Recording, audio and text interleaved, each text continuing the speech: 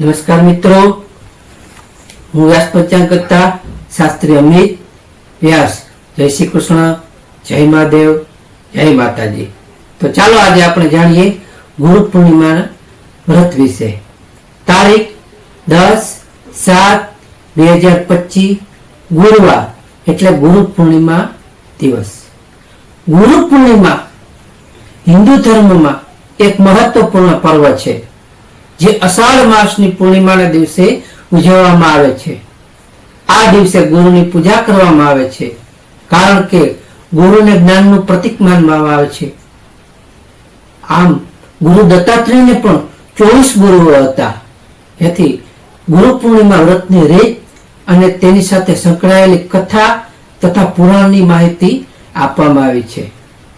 ગુરુ પૂર્ણિમાનું વ્રતની રીત જોઈએ તો સવારે ઉઠવું અને સ્નાન. સવારે વહેલા ઉઠીને સ્નાન કરો, સ્વચ્છ વસ્ત્રો ધારણ કરો. બીજું, ગુરુની પૂજા. ગુરુની મૂર્તિ, ફોટો અથવા ગુરુનું પ્રતીક જેમ કે વેદ, ગ્રંથ અથવા પગલા પૂજા સ્થાન ઉપર મૂકો. ગુરુને ફૂલ, ધૂપ, દીપ, ચંદન, રોલી, અક્ષત અને નૈવેદ્ય, મીઠાઈ, ફળો અર્પણ કરો. ગુરુ મંત્રનો જાપ કરો જેમ કે ગુરુ બ્રહ્મા ગુરુ વિષ્ણુ ગુરુદેવો મહેશ્વરા ગુરુ સાક્ષાત પરમ બ્રહ્મ તસ્મૈ શ્રી ગુરુવે નમઃ. આરતીનો પ્રસાદ અને ગુરુની આરતી કરો અને પ્રસાદ વહેંચો. ગુરુનું સ્મરણ કરો. આ દિવસે ગુરુના ઉપદેશોનું સ્મરણ કરો અને તેમના આશીર્વાદ લો. દાન અને ધર્મ. ગુરુના નામે દાન કરો જેમ કે ગરીબોને ભોજન, વસ્ત્રો અથવા જ્ઞાનનું દાન જેમ કે પુસ્તકોનું દાન કરો. ઉપવાસ.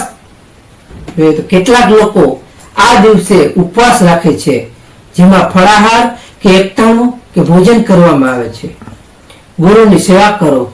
જો ગુરુ હયાત હોય તો તેમની સેવા કરવી અને તેમના ચરણોમાં શ્રદ્ધા અર્પણ કરવી. ગુરુ પૂર્ણિમાની કથા જોઈએ તો ગુરુ પૂર્ણિમા મહર્ષિ વેદવ્યાસના જન્મદિવસ તરીકે પણ ઉજવવામાં આવે છે, જેમણે વેદોનું વિભાજન કર્યું અને મહાભારત તથા પુરાણોની રચના કરી. આ દિવસથી ગુરુ શિષ્ય પરંપરાનું મહત્વ દર્શાવતી એક પ્રખ્યાત કથા નીચે મુજબ છે, જેમાં વેદવ્યાસ અને ગુરુ પૂર્ણિમા. પૌરાણિક કથા અનુસાર મહર્ષિ વેદવ્યાસે 4 વેદો જેમ કે ઋગ્વેદ, યજુર્વેદ, સામવેદ અને અથર્વવેદનું વિભાજન કર્યું અને પુરાણોની રચના કરી, જેના કારણે તેઓ જ્ઞાનના આદિગુરુ તરીકે પૂજાય છે. આષાઢ પૂર્ણિમાના દિવસે તેમના શિષ્યોએ તેમની પૂજા કરી અને ગુરુ શિષ્ય પરંપરાની શરૂઆત કરી. આ દિવસથી ગુરુ પૂર્ણિમાની ઉજવણી શરૂ થઈ. પુરાણમાં ઉલ્લેખ જોઈએ તો ગુરુ પૂર્ણિમાનું મહત્વ સ્કંદ પુરાણ, ભાગવત પુરાણ અને બ્રહ્મ વૈવર્ત પુરાણોમાં જોવા મળે છે. આ પુરાણોમાં ગુરુની મહત્તા અને તેમના પ્રત્યે શ્રદ્ધા રાખવાનું મહત્વ વર્ણવવામાં આવ્યું છે. ખાસ કરીને સ્કંદ પુરાણમાં ગુરુની પૂજા અને વ્રતની વિશે વિગતવાર વર્ણન છે. અન્ય કથા જોઈએ તો શિવ અને સપ્તર્ષિઓ, જેમાં એક અન્ય કથા અનુસાર ભગવાન શિવે સપ્ત ઋષિઓને જ્ઞાનનું દાન આપ્યું, જેના કારણે તેઓ આદિગુરુ તરીકે પણ પૂજાય છે.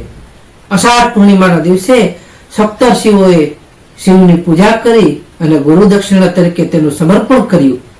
આ કથા શિવ પુરાણમાં પણ ઉલ્લેખાયેલી છે. ગુરુ પૂર્ણિમાનું મહત્વ જોઈએ તો તેમાં ગુરુ પૂર્ણિમા ગુરુ શિષ્ય પરંપરાને મજબૂત કરે છે.